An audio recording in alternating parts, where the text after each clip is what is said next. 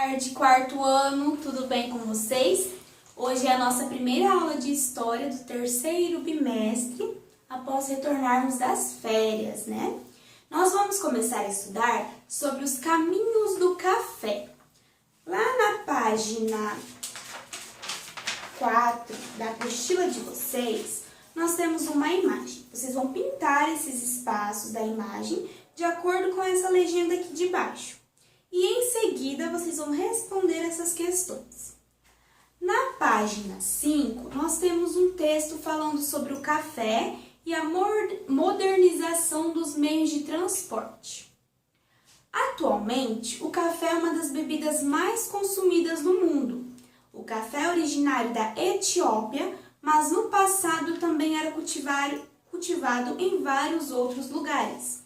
O interesse dos etíopes e de povos vizinhos por essa planta cresceu tanto que o seu consumo foi incorporado por diversas culturas.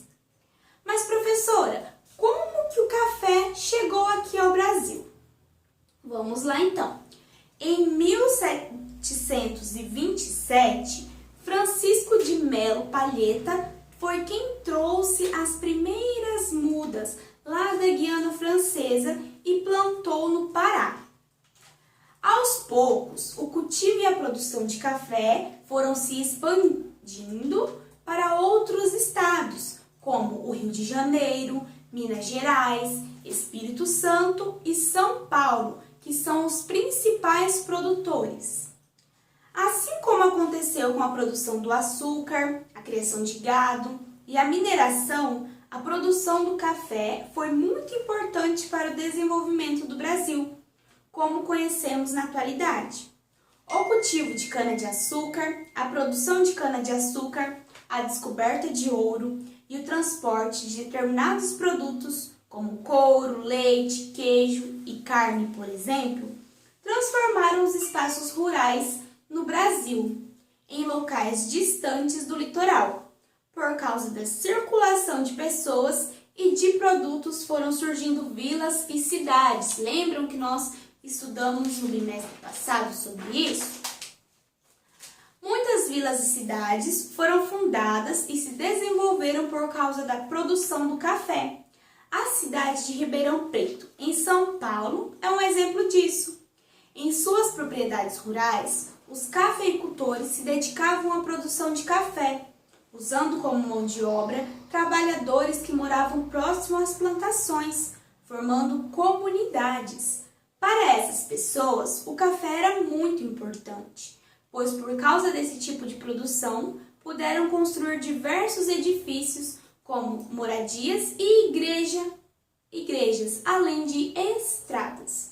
Dessa forma, com o gradativo crescimento da produção, essas comunidades se transformaram em cidades. Então, o café foi muito importante para que ocorresse esse desenvolvimento.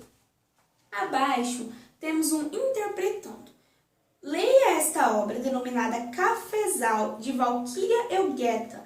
Numere os quadrinhos conforme que está indicado na legenda. Então, aqui do lado, nós temos uma legenda. Número 1, 2, 3, 4 e 5. Número 1, plantação de café. 2, construções. 3, caminho e estrada. 4, trabalhadores. 5, meio de transporte. E aqui na imagem vocês vão relacionar cada quadradinho desse. Exemplo, aqui nesse quadradinho aqui, nós temos uma plantação de café, não é? Então, nós vamos colocar o número 1. Esse quadradinho aqui perto das casinhas aqui. O que é isso aqui? São construções, não são? Então, vocês vão colocar o número 2. E assim por diante. Seguindo na página 7. No passado, o transporte de produtos como cana-de-açúcar e ouro normalmente ocorriam por meio de carroças que eram conduzidas por gado, cavalos ou mulas. Por certo tempo, o café também foi transportado dessa forma até as cidades portuárias dos estados de São Paulo, Rio de Janeiro e Espírito Santo. Mas com o crescimento da produção de café e seu destaque na economia brasileira, um novo tipo de transporte passou a ser usado. Então, antigamente, logo quando começou, o café ele também era transportado por gado, cavalos que puxavam as carroças. Só que como o crescimento foi aumentando, passou então a ser usado um novo tipo de transporte, que era o trem. Esse transporte, ele não passava por estradas de terra, mas por ferrovias, que eram montadas com peças de madeira, denominadas dormentes, e barras de ferro formando trilhos. Na época, o trem era um meio de transporte rápido e eficiente, que carregava uma grande quantidade de mercadorias em seus vagões. Para locomovê-lo, era preciso usar carvão mineral como combustível. Então, através do trem, eles poderiam transportar mais café, né? Aí abaixo nós temos umas perguntinhas. Eu, historiador, na número 1, vocês vão ler essa fotografia aqui e em seguida responder essas questões A, B e C. Seguindo na página 8. Verifique as informações destacadas a seguir e identifique diferenças entre os dois meios de transportes representados.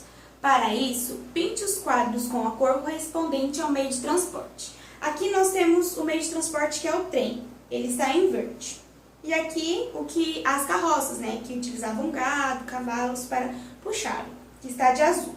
E aqui nós temos algumas informações e vocês vão pintar cada uma de acordo com aquilo que era transportado. Exemplo, o uso de animal para locomoção era o quê? O azulzinho, não era? Então vocês vão pintar de azul. O uso de carvão mineral como combustível. Quem que usava o carvão como combustível? Era o trem, não era? Então vocês vão pintar de verde. E assim por diante. Na letra A, qual desses dois transportes era mais eficiente no transporte de café? Nós acabamos de estudar, né? Na letra B, vocês vão justificar por que ele era mais eficiente.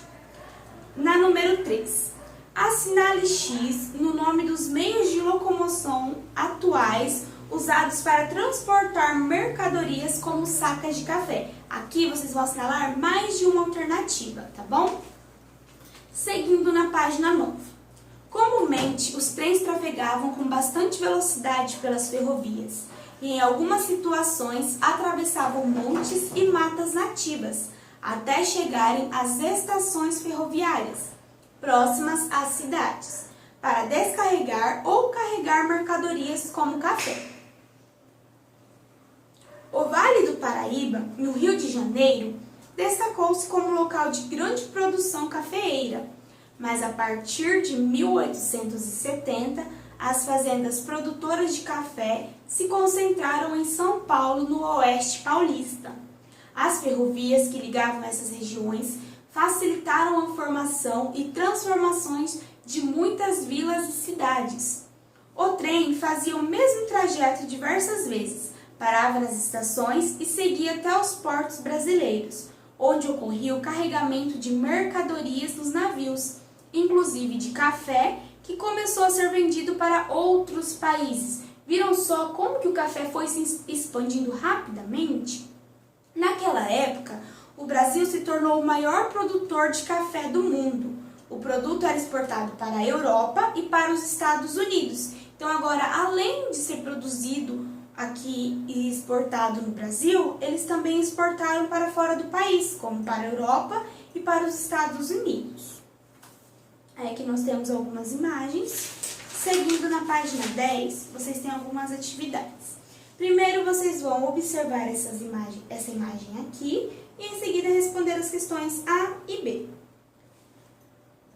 Na página 11, a exportação de café deu visibilidade ao Brasil como produtor do grão e o país se tornou famoso por causa da boa qualidade do produto. Aí logo abaixo nós temos um trecho da letra de uma música composta por Jorge Benjor e em seguida vocês vão responder essas perguntas. Na número 2 tem uma imagem onde está escrito Café do Brasil. Vocês vão observar aqui essa imagem e em seguida responder essas questõezinhas, certo? Agora nós temos algumas atividades lá do caderno de apoio de vocês. Na página 71, Leia este mapa do Brasil e realize as atividades seguintes.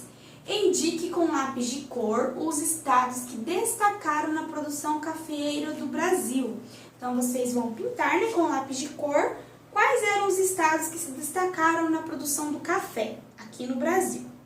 Na letra B, marque X na alternativa que completa essa frase. A região produtora de café que ficou conhecida como. Aí vocês vão ver qual delas que completa e assinalar.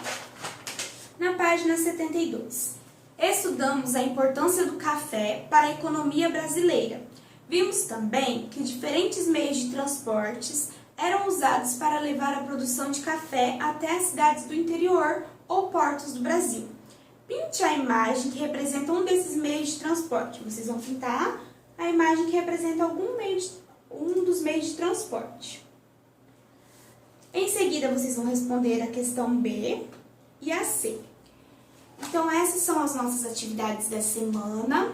Um grande beijo para vocês, boas atividades. Qualquer dúvida pode estar entrando em contato com a prof, tá bom?